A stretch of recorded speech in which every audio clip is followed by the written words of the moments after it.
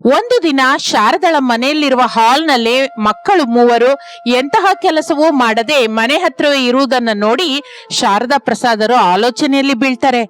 ಏನು ಅಂದ್ರೆ, ಪ್ರಸಾದ್ ಅವರೇ, ಮಕ್ಕಳು ಮೂವರು ಹೀಗೆ ಮನೆಯಲ್ಲಿ ಖಾಲಿಯಾಗಿ ಕೂತ್ಕೊಂಡಿದ್ರೆ ಹೇಗೆ ರೀ? ಮದುವೆ ಆಗಿದೆ, ಅವ್ರಿಗೆ ಅಂತ ಒಂದು ಜವಾಬ್ದಾರಿ ಇರ್ಬೇಕಲ್ವಾ? ಏನಾದ್ರೂ ಒಂದು ಒಳ್ಳೆ ವ್ಯಾಪಾರ ಆಲೋಚಿಸಿ ಅವ್ರ ಕೈಯಿಂದ ಮಾಡಿಸಿದ್ರೆ ಚೆನ್ನಾಗಿರುತ್ತಲ್ಲ. ನಂಗೂ ಅದೇ ಆಲೋಚನೆ ಇದೆ ಶಾರದಾ. ನಾಳೆ ಬೆಳಿಗ್ಗೆ ಮಕ್ಕಳೆಲ್ಲರನ್ನು ಕರೆದು ಮಾತಾಡ್ತೀನಿ. ಅವ್ರಿಗೆ ಏನ್ ವ್ಯಾಪಾರ ಮಾಡ್ಬೇಕೋ ಅವರನ್ನ ಕೇಳಿ ತಿಳ್ಕೊಳ್ಳೋಣ. ಮಾರನೇ ದಿನ ಬೆಳಿಗ್ಗೆ ಪ್ರಸಾದ್ ತನ್ನ ಮಕ್ಕಳು ರಮೇಶ್, ಸುರೇಶ್, ಅರುಣರನ್ನು, ಸೊಸೆಯರು ಅನಾಮಿಕಾ, ಅವನಿ, ಅಂಜಲಿಯರನ್ನು ಹಾಲ್ನಲ್ಲಿ ಕರೆದು ಸಮಾವೇಶ ಏರ್ಪಾಟು ಮಾಡುತ್ತಾರೆ. ಮಕ್ಕಳೇ, ನೀವು ಹೀಗೆ ಖಾಲಿಯಾಗಿರುವುದು ನನಗೂ ನಿಮ್ಮಮ್ಮನಿಗೂ ಸ್ವಲ್ಪವೂ ಇಷ್ಟವಿಲ್ಲ. ನೀವೆಲ್ಲರೂ ಸೇರಿ ಒಂದು ಒಳ್ಳೆ ವ್ಯಾಪಾರವನ್ನು ಶುರು ಮಾಡಿದ್ರೆ ನೋಡ್ಬೇಕು ಅಂತಿದೆ. ನಿಮಗೇನು ವ್ಯಾಪಾರ ಮಾಡ್ಬೇಕು ಅಂತಿದೆಯೋ ಹೇಳಿ, ಅದಕ್ಕೆ ಬೇಕಾದ ಬಂಡವಾಳ ನಾನು ಕೊಡ್ತೀನಿ. ಅಪ್ಪ, ನಾನು ಒಂದು ವಿಷಯದ ಬಗ್ಗೆ ತುಂಬಾ ಆಲೋಚಿಸಿದ್ದೀನಿ. ನಮ್ಮದು ವ್ಯವಸಾಯ ಆಧಾರಿತ ಊರಲ್ವಾ? ಊರಿನಲ್ಲಿರೋರಿಗೆ ಧಾನ್ಯನ ತುಂಬಿಸಲಿಕ್ಕೆ, ನೀರು ಹಿಡ್ಕೊಳ್ಳೋದಿಕ್ಕೆ, ಹಸುಗಳ ಮೇವು ತುಂಬೋದಕ್ಕೆ ಬ್ಲೂ ಡ್ರಮ್ಸ್ ತುಂಬಾ ಉಪಯೋಗಕ್ಕೆ ಬರುತ್ತೆ. ನಮ್ಮ ಊರಿನಲ್ಲಿ ಆ ಶಾಪ್ ಕೂಡ ಎಲ್ಲೂ ಇಲ್ಲ. ಪಟ್ಟಣಕ್ಕೆ ಹೋಗಿ ಎಲ್ರು ತಗೊಂಡ್ಬರ್ತಾ ಇದ್ದಾರೆ. ನಾವು ಆ ಬ್ಲೂ ಡ್ರಮ್ಸ್ ವ್ಯಾಪಾರ ಮಾಡಿದ್ರೆ ಹೇಗಿರುತ್ತೆ? ಹೌದು ಮಾವಯ್ಯ, ಅವ್ರು ಹೇಳಿದ್ದು ನಿಜನೇ. ನಾವು ಪಟ್ಟಣದಿಂದ ಒಂದೇ ಸಲಕ್ಕೆ ಹೋಲ್ಸೇಲ್ ಆಗಿ ಒಳ್ಳೆ ಕ್ವಾಲಿಟಿ ಇರುವ ಬ್ಲೂ ಡ್ರಮ್ಸ್ ಅನ್ನು ತಗೊಂಡ್ಬಂದು ಇಲ್ಲಿ ದೊಡ್ಡ ಶಾಪ್ ಇಟ್ರೆ ನಮಗೆ ತುಂಬಾ ಲಾಭ ಬರುತ್ತೆ. ಅಣ್ಣಯ್ಯನ ಐಡಿಯಾ ತುಂಬಾ ಚೆನ್ನಾಗಿದೆಪ್ಪ. ಯಾರು ಮಾಡದ ವ್ಯಾಪಾರ ಆಗಿದ್ರಿಂದ ನಮಗೆ ಗಿರಾಕಿ ಹೆಚ್ಚಾಗಿರುತ್ತೆ. ಹೌದು ಅತ್ತೆ, ಈ ವ್ಯಾಪಾರದಲ್ಲಿ ನಷ್ಟ ಬರುವ ಅವಕಾಶ ಬಹಳ ಕಡಿಮೆ. ಏಕೆಂದರೆ ಡ್ರಮ್ಮುಗಳು ಹಾಳಾಗುವ ವಸ್ತು ಅಲ್ವಲ್ಲ. ಸರಿ, ಹಾಗಾದ್ರೆ ನಿಮ್ಮೆಲ್ಲರಿಗೂ ಇಷ್ಟವಾದ್ರೆ ಯಾಕೆ ತಡ? ಒಳ್ಳೆ ದಿನ ನೋಡ್ಕೊಂಡು ಶಾಪ್ ಶುರು ಮಾಡಿ. ನಾನು ನಿಮ್ಮ ಮಾವಯ್ಯ ನಿಮಗೆ ಆಸರೆಯಾಗಿರ್ತೀವಿ. ಹಾಗೆ ಕುಟುಂಬವೆಲ್ಲವೂ ಸೇರಿ ಒಂದು ನಿರ್ಣಯಕ್ಕೆ ಬರುತ್ತಾರೆ. ಊರಿನ ಮಧ್ಯದಲ್ಲಿ ಒಂದು ದೊಡ್ಡ ಶಾಪ್ ಅನ್ನು ಬಾಡಿಗೆಗೆ ತಗೋತಾರೆ. ಪಟ್ಟಣಕ್ಕೆ ಹೋಗಿ ಅತ್ಯುತ್ತಮವಾದ ಬೆಲೆ ಇರುವ, ದಪ್ಪವಾಗಿರುವ ಒಳ್ಳೆ ಬ್ಲೂ ಡ್ರಮ್ಸ್ ನ ಲಾರಿನಲ್ಲಿ ತಗೊಂಡ್ಬಂದು ಶಾಪ್ ಅಲ್ಲಿ ಇಡ್ತಾರೆ.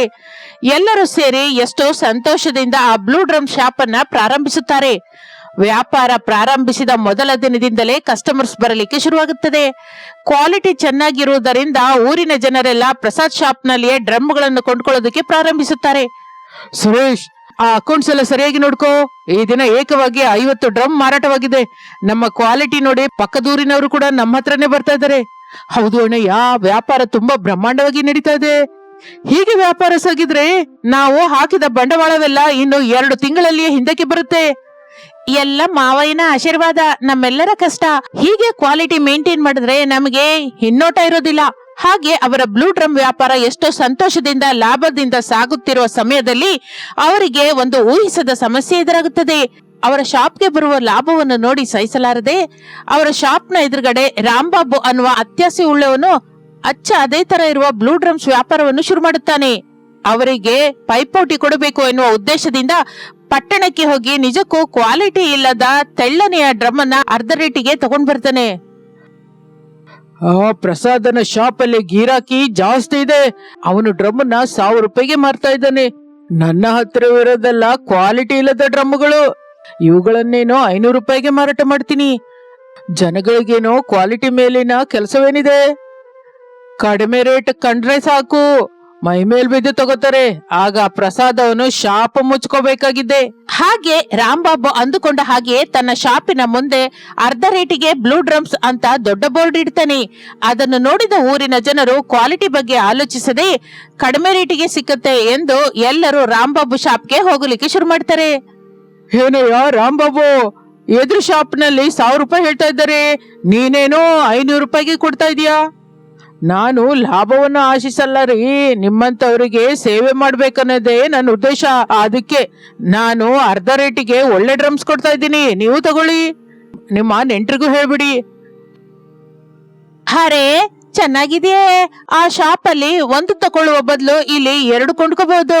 ಬನ್ನಿ ಬನ್ನಿ, ಎಲ್ರು ಇಲ್ಲೇ ಕೊಳ್ಳೋಣ ಎಂದು ಊರಿನ ಜನರೆಲ್ಲರೂ ರಾಂಬಾಬುನ ಮಾಯಾ ಮಾತುಗಳನ್ನು ಕೇಳಿ ಪ್ರಸಾದ್ ಶಾಪ್ ಅನ್ನ ಬಿಟ್ಟು ರಾಂಬಾಬು ಹತ್ರವೇ ಕಳಪೆಯಾದ ಡ್ರಮ್ ಅನ್ನ ಕೊಂಡ್ಕೊಳ್ಳಲಿಕ್ಕೆ ಶುರು ಮಾಡ್ತಾರೆ. ಇದರಿಂದ ಶಾರದಳ ಕುಟುಂಬದ ವ್ಯಾಪಾರ ಪೂರ್ತಿಯಾಗಿ ಬಿದ್ದು ಹೋಗುತ್ತೆ.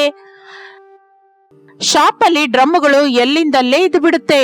ಬೆಳಿಗ್ಗಿನಿಂದ ಸಾಯಂಕಾಲದವರೆಗೂ ಒಬ್ಬರು ಬಾರದೆ ಇದ್ದುದರಿಂದ 3 ಮಕ್ಕಳು ಡೀಲ್ ಆಗುತ್ತಾರೆ.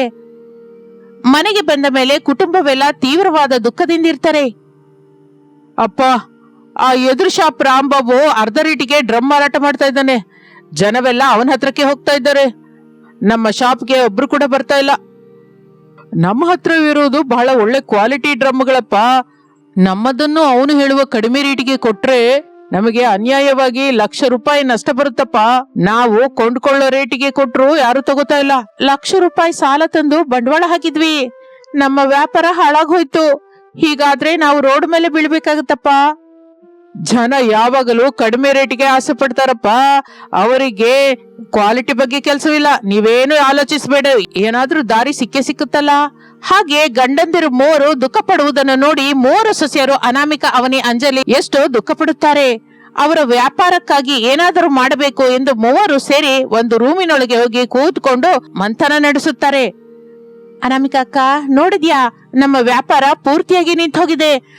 ನಮ್ಮ ಶಾಪ್ಗೆ ನಿಜಕ್ಕೂ ಲಾಭನೇ ಬರ್ತಾ ಇಲ್ಲ. ಹೀಗೆ ಇದ್ರೆ ನಮ್ಮ ಕುಟುಂಬ ಕಷ್ಟದಲ್ಲಿ ಬೀಳುತ್ತೆ. ಏನಾದ್ರೂ ಉಪಾಯವಿದ್ರೆ ಹೇಳಕ್ಕ. ಹೌದು ಅಕ್ಕ, ಆ ರಾಂಬಾಬುನು ಕಡಿಮೆ ರೇಟ್ ಅಂತ ಹೇಳಿ ನಮ್ಮ ಹೊಟ್ಟೆ ಹೊಡಿತಾ ಇದ್ದಾನೆ. ಅವನಿಗೆ ಬುದ್ಧಿ ಬರುವ ಹಾಗೆ ನಾವು ಕೂಡ ರೇಟ್ ಕಡಿಮೆ ಮಾಡೋಣವಾ?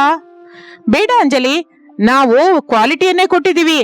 ರೇಟ್ ಕಡಿಮೆ ಮಾಡಿದ್ರೆ ನಾವು ನಷ್ಟ ಹೋಗ್ತೀವಿ.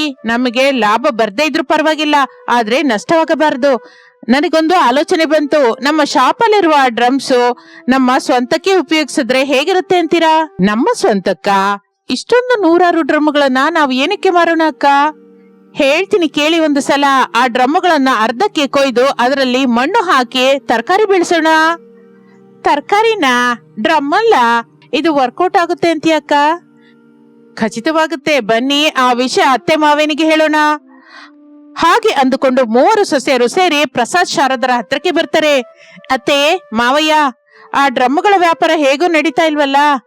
ನಷ್ಟಕ್ಕೆ ಅವನ್ನ ಮಾರುವ ಬದಲು ಆ ಡ್ರಮ್ಗಳನ್ನ ನಾವು ನಮ್ಮನೆ ವ್ಯವಸಾಯಕ್ಕೆ ಉಪಯೋಗಿಸೋಣ ಅಂತ ನಾವು ಅಂದ್ಕೊಂಡಿದೀವಿ. ವ್ಯವಸಾಯಕ್ಕ? ಏನಮ್ಮ ಅನಾಮಿಕಾ ನೀನ್ ಅನ್ನೋದು? ಡ್ರಮ್ಗಳಿಂದ ವ್ಯವಸಾಯ ಹೇಗೆ ಮಾಡ್ತೀರಾ? ಅತ್ತೆ, ನಮ್ಮ ಬ್ಲೂ ಡ್ರಮ್ಸ್ ಬಹಳ ದಪ್ಪವಾಗಿ ಕ್ವಾಲಿಟಿ ಆಗಿರುತ್ತೆ. ಅದನ್ನ ಅಡ್ಡವಾಗಿ ಅರ್ಧಕ್ಕೆ ಕೊಯ್ದ್ರೆ ದೊಡ್ಡ ದೊಡ್ಡ ಕುಂಡಿಗಳಾಗಿ ಆಗುತ್ತೆ. ಇನ್ನು ನಮ್ಮ ಮನೆ ಮೇಲಿರುವ ದೊಡ್ಡ ಟೆರೇಸ್ ಎಲ್ಲ ಖಾಲಿಯಾಗಿ ಇದೆ.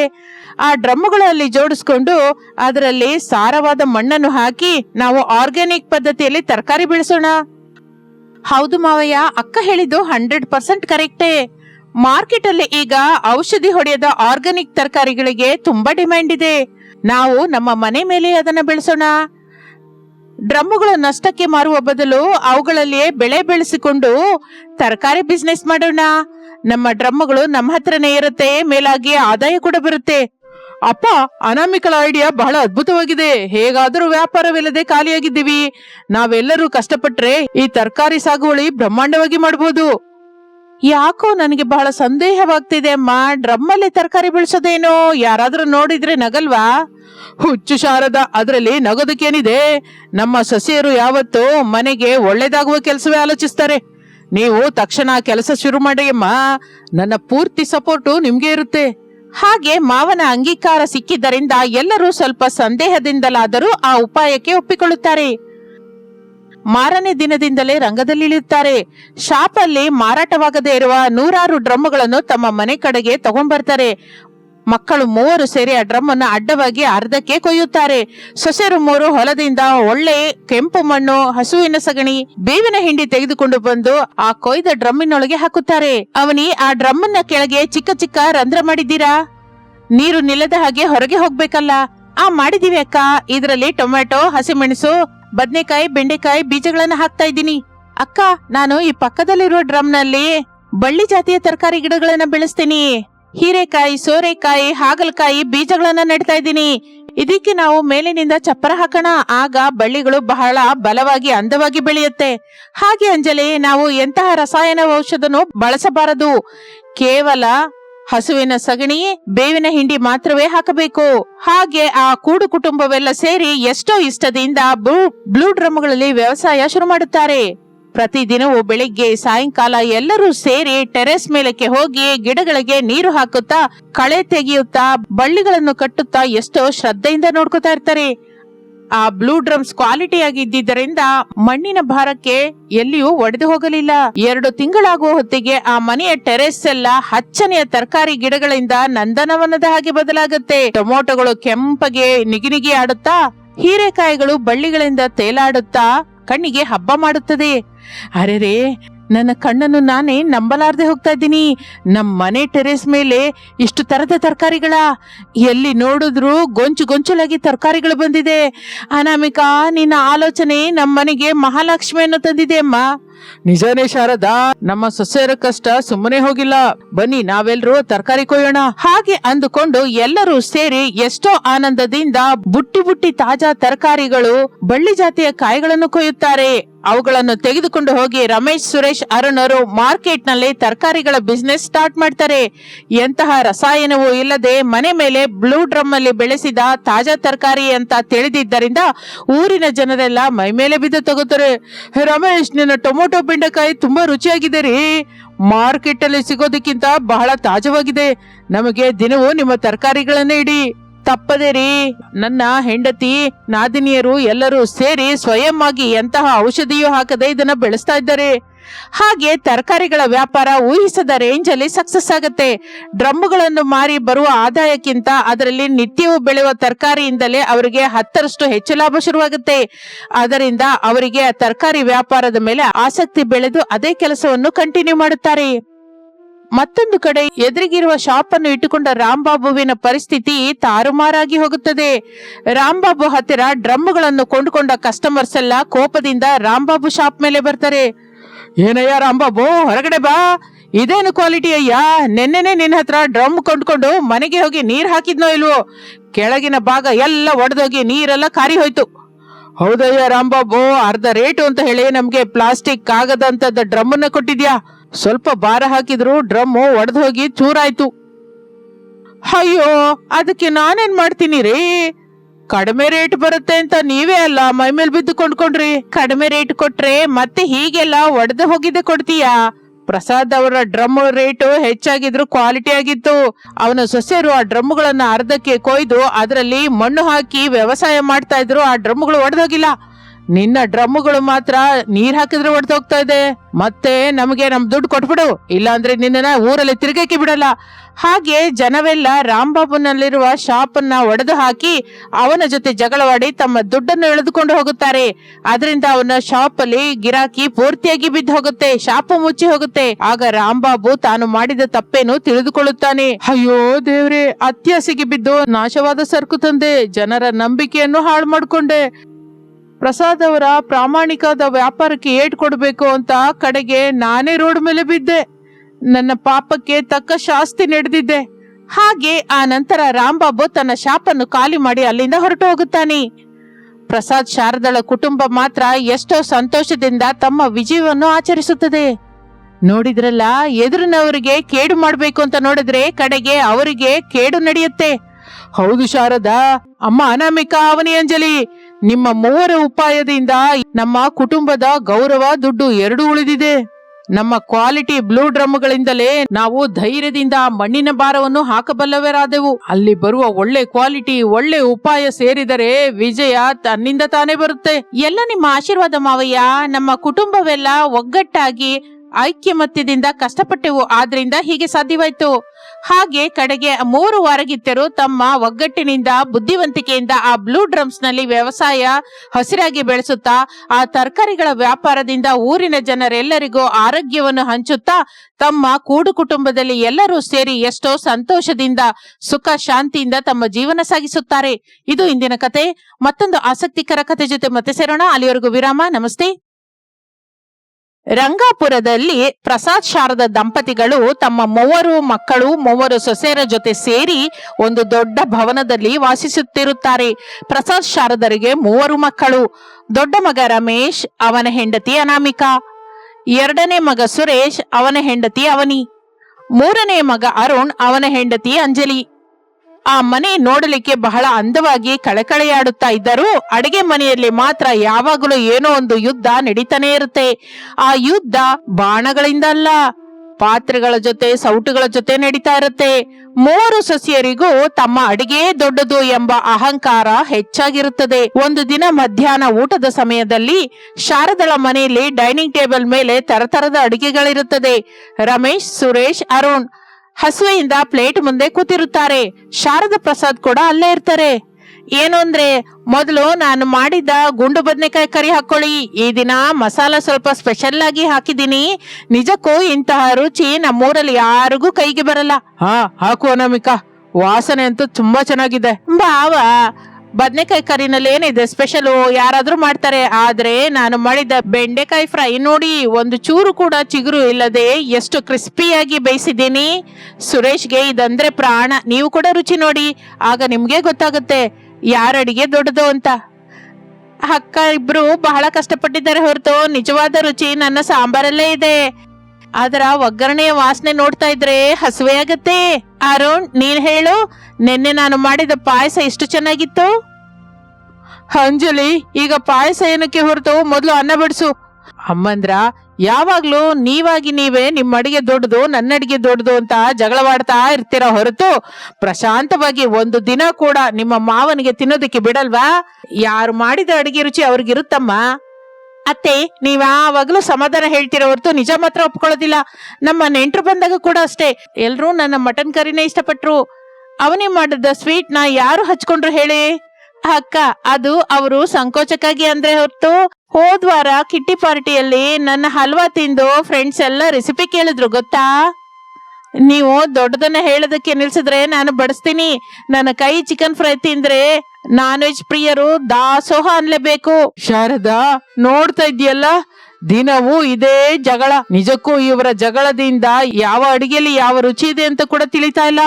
ಇದಕ್ಕೇನೋ ಒಂದು ಪರಿಹಾರ ಆಲೋಚಿಸು ಎಂದು ಅನ್ನುತ್ತಲೇ ಶಾರದಾ ಸ್ವಲ್ಪ ಹೊತ್ತು ಆಲೋಚಿಸಿ, ಇವರ ಅಹಂಕಾರ ಕಡಿಮೆ ಮಾಡಬೇಕು ಅಂದ್ರೆ ಇವರಿಗೆ ಬುದ್ಧಿ ಹೇಳಬೇಕು ಎಂದರೆ ಮಾತಿನಿಂದ ಹೇಳಿದರೆ ಕೇಳೋದಿಲ್ಲ ಅಂದುಕೊಂಡು ಕೈಯಲ್ಲಿ ಮಾಡಿ ತೋರಿಸಬೇಕು ಅಂತ ಅಂದುಕೊಳ್ಳುತ್ತಾಳೆ.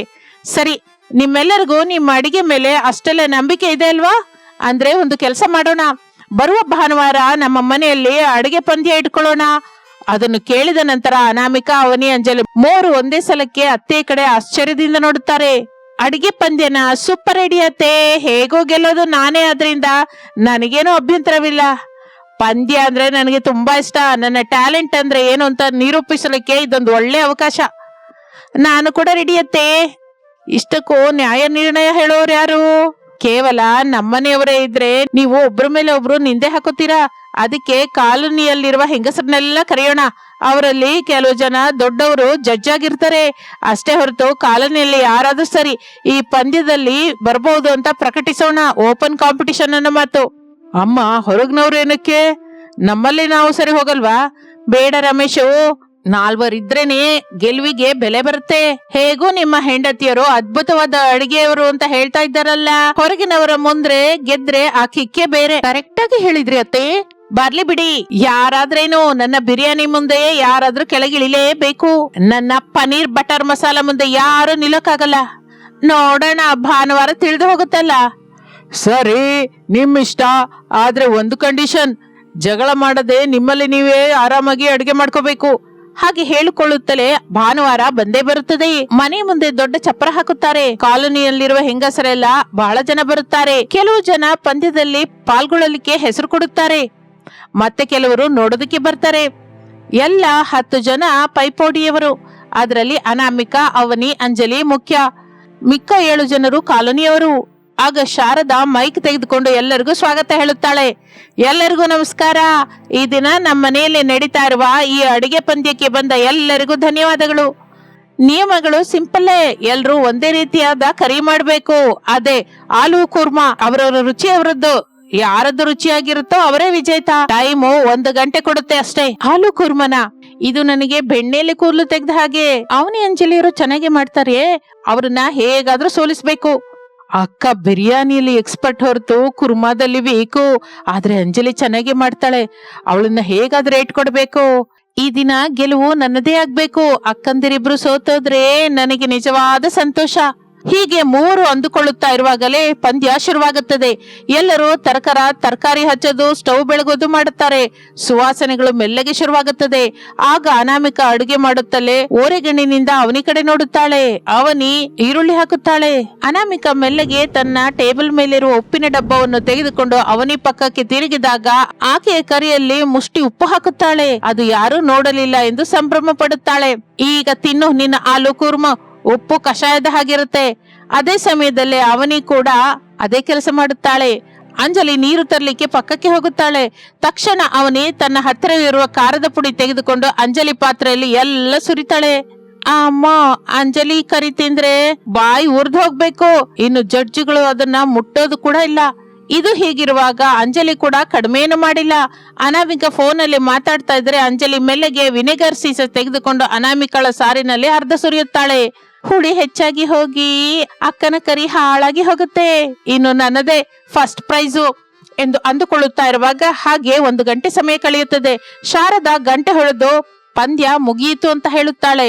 ಸಮಯ ಆಗಿ ಹೋಯ್ತು, ಎಲ್ರು ನಿಮ್ಮ ಅಡಿಗೆಯನ್ನು ನಿಲ್ಲಿಸಬಹುದು. ಈಗ ಜಡ್ಜಿಗಳು ಒಬ್ಬೊಬ್ಬರೇ ಬಂದು ನಿಮ್ಮ ಹತ್ರ ರುಚಿ ನೋಡ್ತಾರೆ. ಆ ಸಮಯದಲ್ಲಿ ಮೂವರು ಸೊಸೆಯರು ಒಬ್ಬರ ಮುಖವನ್ನೊಬ್ಬರು ನೋಡಿಕೊಂಡು ಕಳ್ಳನಗು ನಗುತ್ತಾರೆ. ಅವರವರೇ ತಾವು ಮಾಡಿದ ಕೆಲಸಕ್ಕೆ ಎದುರಿನವರ ಸೋಲಿಗೆ ಸಿದ್ಧವಾಗಿರುತ್ತಾರೆ. ಮೂವರು ಜಡ್ಜಿಗಳು ಕಾಲೋನಿ ಪ್ರೆಸಿಡೆಂಟ್ ಸುಲೋಚನಾ ಅವರು ಮತ್ತಿಬ್ಬರು ದೊಡ್ಡ ಮನುಷ್ಯರು ಮೊದಲು ಅನಾಮಿಕಳ ಹತ್ರಕ್ಕೆ ಬರ್ತಾರೆ. ಏನಮ್ಮ ಅನಾಮಿಕಾ, ವಾಸನೆ ಚೆನ್ನಾಗಿದೆ, ಬಡಿಸು ನೋಡೋಣ ಎಂದು ಅನ್ನುತ್ತಾಳೆ. ಅನಾಮಿಕ ಗರ್ವದಿಂದ ಪಾತ್ರೆಯ ಮುಚ್ಚಳ ತೆಗೆದು ಬಡಿಸುತ್ತಾಳೆ.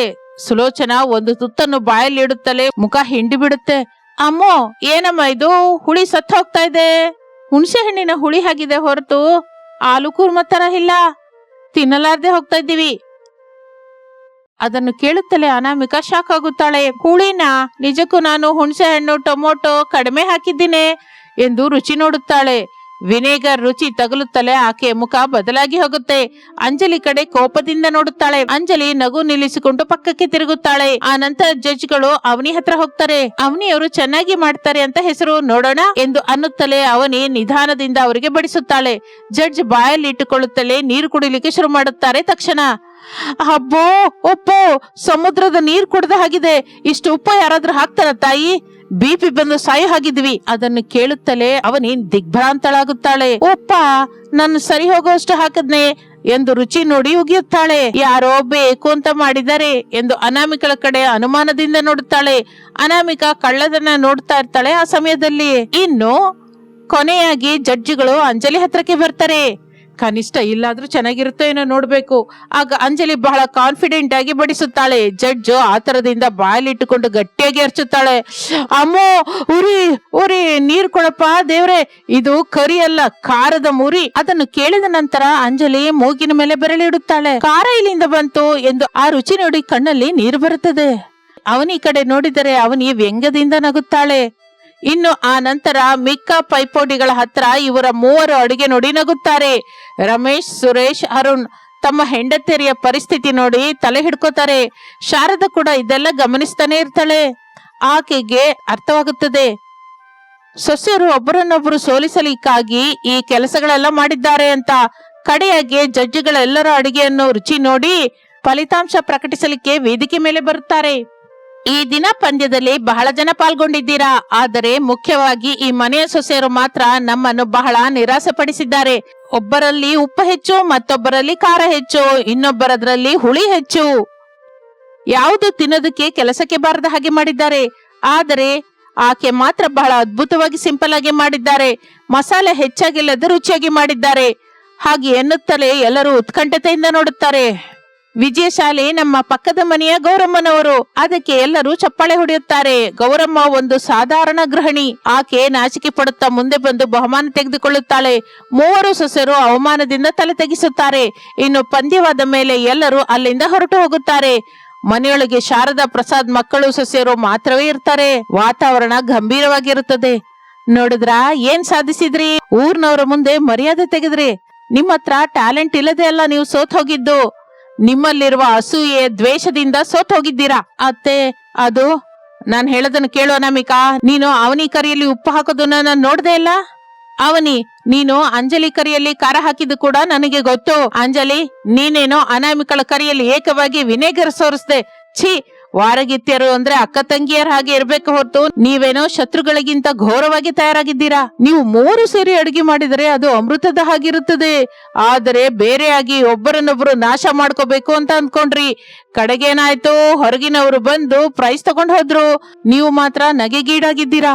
ಅನಾಮಿಕಾ, ನೀನ್ ಇಂಥ ಕೆಲಸ ಮಾಡ್ತೀಯ ಅಂತ ನಾನ್ ಅಂದ್ಕೊಂಡಿರ್ಲಿಲ್ಲ. ಗೆಲುವಿಗಾಗಿ ನೀವ್ ಇಷ್ಟೆಲ್ಲ ಕೆಳಗೆ ಜಾರಿದ್ದೀರಾ. ಅವನಿ, ನಿನ್ನಿಂದ ನನಗೆ ತಲೆ ಎತ್ತಲಾರ್ದ ಹಾಗಾಯ್ತು. ಅಂಜಲಿ, ನಿನ್ ಮೇಲೆ ನನಗೆ ಬಹಳ ನಂಬಿಕೆ ಇತ್ತು, ಆದ್ರೆ ನೀನು ಕೂಡ ಪ್ರತಿಕಾರದಿಂದಲೇ ಜಯಿಸಿದ್ಯಾ. ಹಾಗೆ 3 ಸೊಸೆಯರ ಕಣ್ಣಲ್ಲಿ ಪಶ್ಚಾತ್ತಾಪ ಕಾಣಿಸುತ್ತದೆ. ತಮ್ಮ ತಪ್ಪು ಅವರಿಗೆ ಅರ್ಥವಾಗುತ್ತದೆ. ಒಬ್ಬರನ್ನು ಸೋಲಿಸಬೇಕು ಎನ್ನುವ ತಾಪತ್ರಯಗಳು ತಮ್ಮಲ್ಲಿ ತಾವೇ ಸೋಲಿಸಿಕೊಳ್ಳುತ್ತದೆ ಎಂದು ತಿಳಿದುಕೊಳ್ಳುತ್ತಾರೆ. ಅನಾಮಿಕಾ ಮೊದಲು ಮುಂದಕ್ಕೆ ಬರುತ್ತಾಳೆ. ಅಂಜಲಿ ಕೈಯನ್ನ ಹಿಡ್ಕೋತಾಳೆ. ನನ್ನನ್ನು ಕ್ಷಮಿಸ್ಬಿಡಿ, ನಾನೇ ಮೊದಲ ತಪ್ಪು ಮಾಡಿದೆ. ನನ್ನ ಅಹಂಕಾರದಿಂದ ನಮ್ಮ ಮರ್ಯಾದೆ ಎಲ್ಲ ಹೊರಟೋಯ್ತು. ಹೌದು ಅವನಿ. ಅಂಜಲಿ, ಸಾರಿ. ಇಲ್ಲ ಅಕ್ಕ, ನನ್ನ ತಪ್ಪು ಕೂಡ ಇದೆ. ನಾನು ಕೂಡ ನಿನ್ನ ಕೂರ್ಮನ ಹಾಳು ಮಾಡ್ಬೇಕು ಅಂತ ನೋಡ್ದೆ, ಹಾಗೆ ಮಾಡಬಾರ್ದಾಗಿತ್ತು. ಸಾರಿ ಅಂಜಲಿ. ನಾವು 3 ಅನಗತ್ಯವಾಗಿ ಜಗಳವಾಡಿದ್ವಿ. ನಮ್ಮಲ್ಲೇ ನಮಗೆ ಪೈಪೋಟಿ ಏನಕ್ಕೆ? ನಾವು ಜೊತೆಯಾಗಿದ್ದರೆ ಯಾರನ್ನಾದ್ರೂ ಸೋಲ್ಸಬಹುದಲ್ವಾ? ಈಗಲಾದ್ರೂ ನಿಮ್ಗೆ ಜ್ಞಾನೋದಯವಾಯ್ತಾ? ಸಂತೋಷ. ಮನೆ ಅಂದ್ರೆ 4 ಗೋಡೆಗಳಲ್ಲ, 4 ಮನಸ್ಸು ಸೇರಿರುವುದು. ಅಡಿಗೆ ಮನೆಯಲ್ಲಿ ಪ್ರೇಮವಿದ್ದರೆ ಅಡಿಗೆಯಲ್ಲಿ ರುಚಿ ಇರುತ್ತೆ. ಕುಟಿಲ ಕುತಂತ್ರಗಳಿದ್ರೆ ವಿಷವಾಗುತ್ತೆ. ಇನ್ನು ಮೇಲಿಂದ ನಾವು 3 ಜಗಳವಾಡಲತ್ತೆ. ಈ ದಿನ ರಾತ್ರಿ ಊಟ ನಾವು 3 ಜೊತೆಯಾಗಿ ಮಾಡ್ತೀವಿ. ಈ ಸಲ ಉಪ್ಪು ಖಾರವಲ್ಲ, ಪ್ರೇಮದ ರುಚಿ ತೋರಿಸ್ತೀವಿ. ಆ ದಿನ ರಾತ್ರಿ ಅಡಿಗೆ ಮನೆಯಲ್ಲಿ ದೃಶ್ಯ ಬದಲಾಗಿ ಹೋಗುತ್ತದೆ. ಅನಾಮಿಕಾ ತರಕಾರಿ ಹಚ್ತಾ ಇದ್ರೆ ಅವನಿ ಒಗ್ಗರಣೆ ಹಾಕ್ತಾ ಇರ್ತಾಳೆ. ಅಂಜಲಿ ಹಿಟ್ಟು ಕಲಿಸ್ತಾ ಇರ್ತಾಳೆ. ಒಬ್ಬರ ಜೊತೆ ಒಬ್ಬರು ಮಾತನಾಡಿಕೊಂಡು ನಗುತ್ತಾ ಅಡಿಗೆ ಪೂರ್ತಿ ಮಾಡುತ್ತಾರೆ. ಅವನಿ, ಆ ಕರೀಲಿ ಉಪ್ಪು ನೋಡು, ಸರಿ ಹೋಯ್ತೋ ಇಲ್ವೋ? ಸರಿಯಾಗಿದೆ ಅಕ್ಕ. ಅಂಜಲಿ, ಪಾಯಸದಲ್ಲಿ ಗೋಡಂಬಿ ಕರ್ದ್ ಹಾಕ್ಲಾ? ಅದೇನೋ ನೀನೇ ಹಾಕಕ್ಕ, ಚೆನ್ನಾಗಿರುತ್ತೆ. ಆ ದಿನ ರಾತ್ರಿ ಅವರು ಮಾಡಿದ ಊಟ ನಿಜವಾಗಿ ಅದ್ಭುತವಾಗಿ ಆಗಿರುತ್ತದೆ. ರಮೇಶ್, ಸುರೇಶ್, ಅರುಣ್, ಪ್ರಸಾದ್, ಶಾರದಾ ಎಲ್ಲರೂ ಸೇರಿ ಕೂತ್ಕೊಂಡು ತಿನ್ನುತ್ತಾರೆ. ಹಬ್ಬ, ಈ ದಿನ ಅಡುಗೆಯಲ್ಲಿ ಏನೋ ತಿಳಿಯದ ಮ್ಯಾಜಿಕ್ ಇದೆ. ಹೌದು, ಬಹಳ ದಿನದ ನಂತರ ಗಮ್ ಅಂತ ತಿಂತಾ ಇದ್ದೀವಿ. ಇದಲ್ವಾ ನಮಗೆ ಬೇಕಾಗಿದ್ದು. ಇದು ಐಕ್ಯತೆ ಎಂದು ಮಸಾಲೆಯಿಂದ ಬಂದದ್ದು ನಿಜಾನೇ, ಆದ್ರೆ ಇದು ಯಾವತ್ತಿಗೂ ಹೀಗೆ ಇರ್ಬೇಕು. ಆ ದಿನದಿಂದ ಆ ಮನೆಯಲ್ಲಿ ಜಗಳಗಳು ಮಾಯವಾಗುತ್ತದೆ. 3 ಸೊಸೆಯರು ಅಕ್ಕ ತಂಗಿಯರ ಹಾಗೆ ಜೊತೆಯಾಗುತ್ತಾರೆ. ಪಕ್ಕದ ಮನೆ ಗೌರಮ್ಮ ಗೆದ್ದ ಪ್ರೈಸ್ಗಿಂತ ತಮ್ಮ ಮಧ್ಯೆ ಸಿಕ್ಕ ಅನುಬಂಧ ದೊಡ್ಡದು ಎಂದು ಅವರು ತಿಳಿದುಕೊಳ್ಳುತ್ತಾರೆ. ರಂಗಾಪುರದಲ್ಲಿ ಈಗ ಆ ಮನೆ ಒಂದು ಆದರ್ಶವಾದ ಕುಟುಂಬಕ್ಕೆ ವಿಳಾಸವಾಗಿ ಬದಲಾಗುತ್ತದೆ. ಇದು ಇಂದಿನ ಕತೆ. ಮತ್ತೊಂದು ಆಸಕ್ತಿಕರ ಕತೆ ಜೊತೆ ಮತ್ತೆ ಸೇರೋಣ. ನಮಸ್ತೆ.